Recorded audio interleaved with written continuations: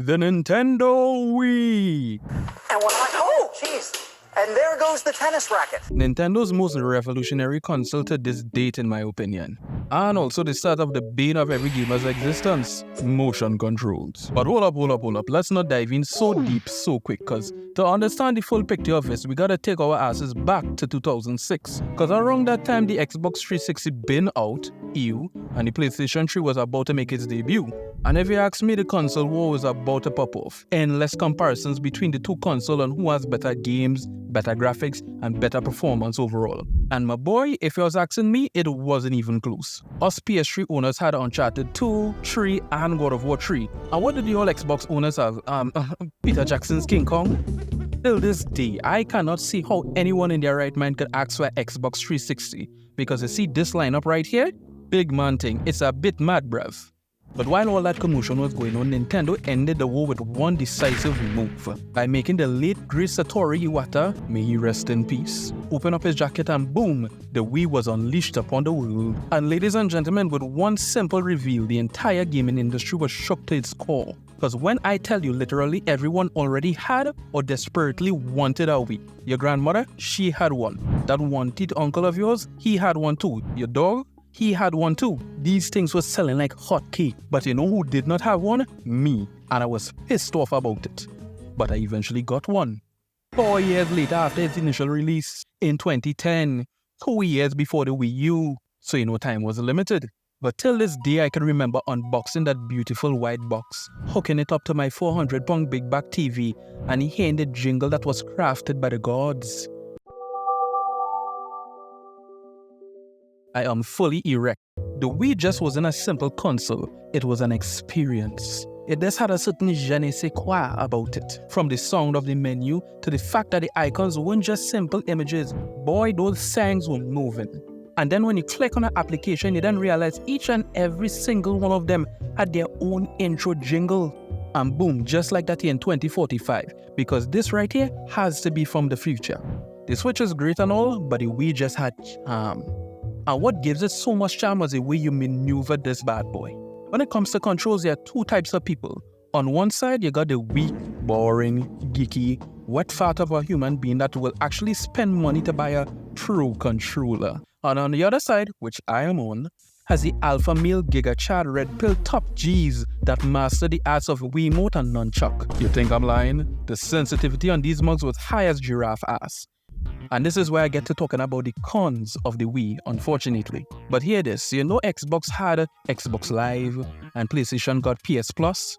Well, you better get ready to take out a second mortgage because Nintendo has you planning a battery budget.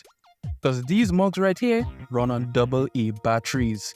Imagine in the middle of an intense session of playing your favorite game, Michael Jackson The Experience. And boom, just like that, the battery's dead. This right here used to piss me off so much because I gotta wait until the next day to go and buy batteries just to continue what I was doing. And the other con, man, this one is still being felt throughout the gaming industry till this day.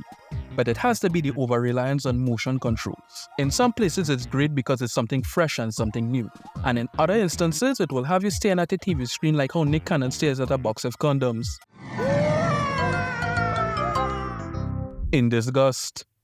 Because trust me when I tell you, it wasn't all that reliable and moreover, responsive. Cut to my boy Shiggy here struggling on stage at the Skyward Sword Showcase.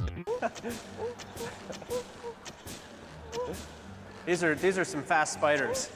You can literally pinpoint the exact moment this man's soul leaves his body because come on man, aim Shiggy, aim! But also the Wii was well known for its accessories. When I finally got my Wii, it came with the majority of accessories you can get. After a few rounds of playing it, my 14-year-old brain came to one conclusion. Some of these is a bit ass. These sly dogs Nintendo really had us paying $40 US for pieces of plastic, which is like $280 Trinidad money. Do any of these things actually add to the gameplay? My boy, no. I could literally hear the bigwigs at Nintendo cackling with glee because someone are really out here thinking buying a golf club would help them with their swing in Wii Sports. My boy, no. Put your money back into your wallet because all you need is a Wiimote and a nunchuck to get your Tiger Woods on. But what made me really fall in love with the Wii even more is the time frame that I got it in. Because around this time, the industry was obsessed with some reason with first-person shooters and online gaming. And speaking of gaming, where would the Wii be without its games? These games right here was the reason why my Wii remote was covered with Doritos dust and chicken grease, because the amount of hours I poured into games like Super Mario Galaxy 1 and 2, my first Zelda game Twilight Princess, Donkey Kong Country Return, Super Smash Bros. Brawl, Just Dance 2012 to 2016, New Super Mario Bros. Wii, Sonic Colors, Mario and Sonic at the London 2012 Olympic Games, Sonic Riders Zero Gravity, and my Christmas gift for 2011, The Legend of Zelda and the Dead Batteries Detector. Nah, I'm just playing. The Legend of Zelda Skyward Sword. A matter of fact, tell me what you know about that Link's crossbow training. Crossbow training. No, like serious, tell me about it because I never owned the game. Most I know is like Twilight Princess but with guns. But honestly speaking, I think this next game is a canon event because every Wii owner I think is legally obligated to have Wii Sport. And if you don't, my boy Matt over here would like to have a word with you.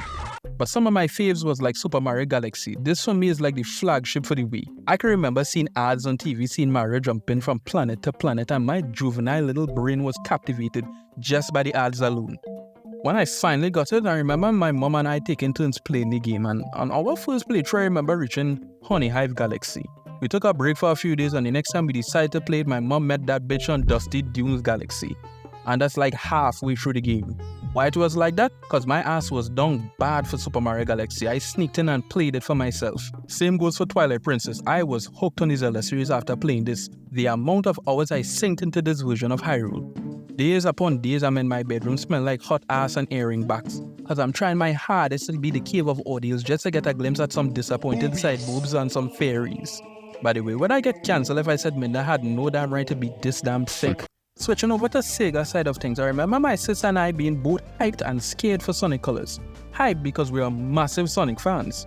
Scared cause, say it with me now, having false hope is the best part of being a Sonic fan. But nevertheless it turned out great because this was one of the first Wii games I've ever 100%ed.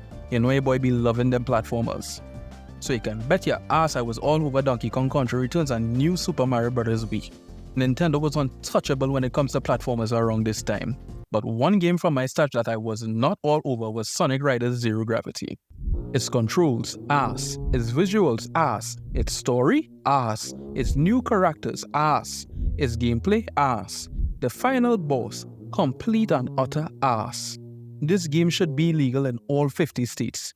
But this right here was just a drop in the barrel when it comes to the plethora of games that the Wii had. It doesn't matter what this here popped into the system, you're 100% sure that you're going to have a damn good time. Whether you're shuffling the menu, browsing the web, or you could just be making Miis.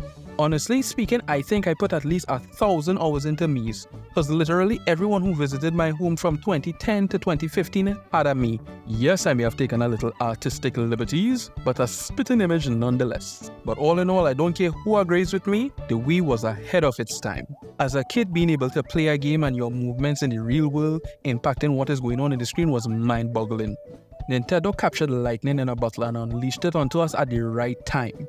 If it was any other company that came up with this idea, I guaranteed it would have flopped. Cause trust me, it had to be Nintendo. It could have only been Nintendo. One of the main reasons why I think the Wii was so successful because plain and simple, it focused on being fun. It was fun to play the games and to see what new way you're going to be using motion controls. It was fun to navigate the menu. It was fun making Miis. It was fun playing Wii Sport. Because when you played it, the Wii didn't make you feel like you were just controlling a character.